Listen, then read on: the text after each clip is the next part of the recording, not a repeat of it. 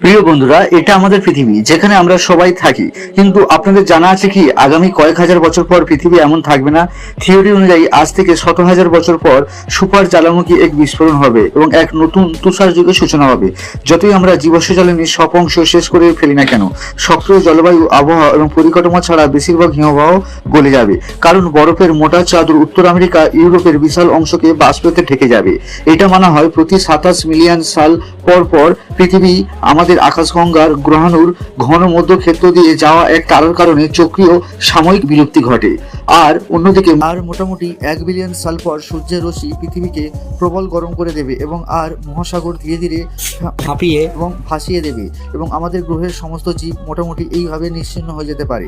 পরিবর্তন ছাড়া এই আধুনিক সভ্যতা এই ঘটনা থেকে বাঁচা যাবে না, কিন্তু এই সময় হতে আমাদের বহু দিন বাকি। ব্রহ্মাণ্ডের এই ধরনের রহস্যময় আরও বিভিন্ন রকম জিনিস জানতে